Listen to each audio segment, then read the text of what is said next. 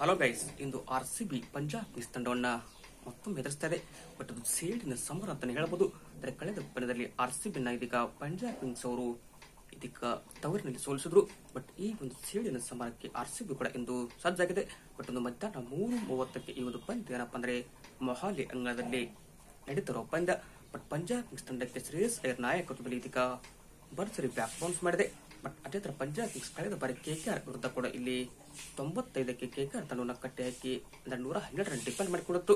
But ಇದಾದ ಬಳಿಕ ತವರಿನಲ್ಲಿ RCB ಯನ್ನು ಸೋಲಿಸುವುದು ಇವರಿಗೆ ಡಬಲ್ ಕಾಂಪ್ಲೀಟ್ ಕೊಟ್ಟದಂದ್ರೆ ತಪ್ಪಾಗಲ್ಲ. ಬಟ್ ಇದು ಏನಪ್ಪಾ ಅಂದ್ರೆ ಇಂದು ಸೇಡಿನ ಸಮರ ಅಂತಾನೆ ಹೇಳ್ಬೋದು. ಬಟ್ ಎರಡು ತಂಡಗಳು ಬಲಿಷ್ಠ ಬ್ಯಾಟಿಂಗ್ ಲೈನಪ್ ಅನ್ನ ಹೊಂದಿದೆ.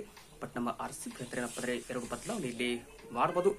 ಕನ್ನಿಗ ಮನೋಜ್ ಪಾಂಡೆಜಿಗೆ ಕಳೆದ ಬಾರಿ ಇಂಪ್ಯಾಕ್ಟ್ ಪ್ಲೇಯರ್ ಆಗಿ ಕಣಕ್ಕಿಳಿಸಿದ್ರು. ಬಟ್ ತವರಿನಲ್ಲಿ ಅವರು ಯಾವುದೇ ತರ ಇಂಪ್ಯಾಕ್ಟ್ ಅನ್ನ ಮಾಡಲ್ಲ. ಬಟ್ ಅವರ ಒಂದು ಜಾಗಕ್ಕೆ ಇಲ್ಲಿ ಅಂದ್ರೆ ಅವರಿಗೆ ಚಾನ್ಸ್ ಕೊಡೋದು ತುಂಬಾ ಕಡಿಮೆ. ಬಟ್ ಅವರ ಜಾಗಕ್ಕೆ ಇಲ್ಲಿ ಮತ್ತೆ ದೇವದತ್ ಪಡಿಕ್ಕಲ್ ಅವರು RCB ತಂಡಕ್ಕೆ ಒಡಲು ಬರಬಹುದು. ಬಟ್ ಇದು ಬಿಟ್ಟರೆ ಏನಪ್ಪಾ ಅಂದ್ರೆ ಲಿವಿಂಗ್ಸ್ಟನ್ ಅವ್ರಿಗೂ ಕೂಡ ಇಲ್ಲಿ 7 ಚಾನ್ಸ್ ಕೊಟ್ಟರು. ಬಟ್ ಅವರು ಯಾವುದೇ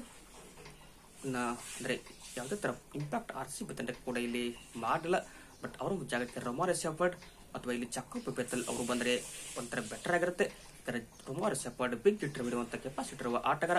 ಬಟ್ ಯಾವ ಲಿವಿಂಗ್ಸ್ಟನ್ ಹೊಡಿತಾರೆ. ಬಟ್ ಅವರು ಇದೀಗ ವೈಫಲ್ಯ ಅನುಭವಿಸಿದ್ರು. ಇದು ಏನಪ್ಪಾ ಅಂದ್ರೆ RCB ತಂಡದ ಎರಡು ಬದಲಾವಣೆ ಮಾಡಬಹುದು.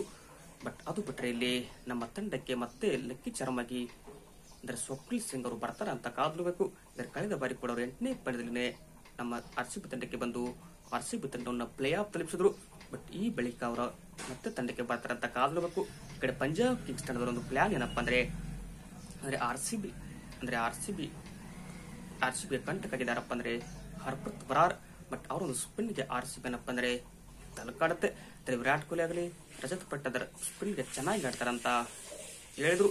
ಬಟ್ ಅದೇ ತರ ಹರ್ಪ್ರೀತ್ ಬರಾರ್ ಬಂದ್ರೆ ಏನಾಗುತ್ತೆ ಅಂತ RCB ಗೊತ್ತಾಗಲ್ಲ. ಬಟ್ ಅವರು ಕೂಡ ಲಾಸ್ಟ್ ಓವರ್ ನಲ್ಲಿ ಒಂದು ವಿಕೆಟ್ ಪಡೆದು RCBಗೆ ಸೋಲಿಸಿದ್ರು.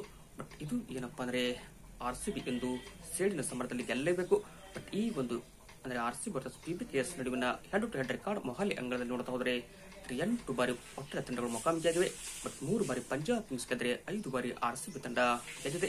ಬಟ್ ರೆಕಾರ್ಡ್ ನೋಡ್ತಿದ್ರೆ RCB ಯಲ್ಲಿ ಮೇಲುಗೈ ಸಾಧಿಸಿದಂತಾನೆ ಹೇಳ್ಬೋದು.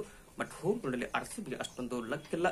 ಬಟ್ ಹೀಗಾಗಿ ಅವೇ ಎಲ್ಲಾದ್ರೂ ಗೆದ್ದು ಬರ್ತಂತ ಕಾದೋಣ. ಬಟ್ ಇಲ್ಲಿ ಫಸ್ಟ್ ಎವರೇಜ್ ಇನ್ನಿಂಗ್ಸ್ ಸ್ಕೋರ್ ಬಂದ್ಬಿಟ್ಟು 167 ಆಗಿದೆ.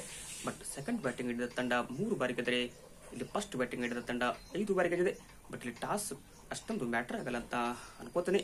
ಫಸ್ಟ್ ಬ್ಯಾಟಿಂಗ್ ಹಿಡಿದ್ರು ಕೂಡ ಇಲ್ಲಿ ನಾವು ಹೈಯೆಸ್ಟ್ ಸ್ಕೋರ್ ಹೊಡಿಬಹುದು. ಬಟ್ ಸೆಕೆಂಡ್ ಬ್ಯಾಟಿಂಗರ್ ಕೂಡ ಇಲ್ಲಿ RCB ಏನಪ್ಪಾ ಅಂದ್ರೆ ಡಿಪೆಂಡ್ ಮಾಡಿಕೊಳ್ಳುವ ಚಾನ್ಸಸ್ ಕೂಡ ಇಲ್ಲಿ ತುಂಬಾನೇ ಇರುತ್ತದೆ.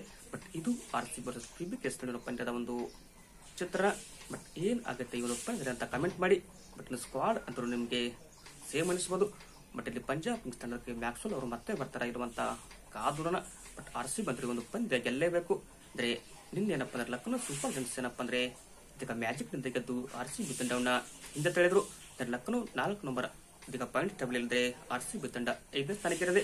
ಬಟ್ ನಾವು 4ನೇ ಸ್ಥಾನಕ್ಕೆ ಏರಬೇಕಾದ್ರೆ ಇಲ್ಲಿ ಇವತ್ತು ಪಂಜಾಬ್ ಕಿಂಗ್ಸ್ ನಾವು ಮನ್ನಿಸಲೇಬೇಕು. ಬಟ್ ಇದು ಗೆಲುವು ಅನಿವಾರ್ಯ ಅಂತ ಹೇಳ್ಬೋದು. ವಿಡಿಯೋ ಇಷ್ಟ ಆದ್ರೆ ಲೈಕ್ ಮಾಡಿ. Thank you.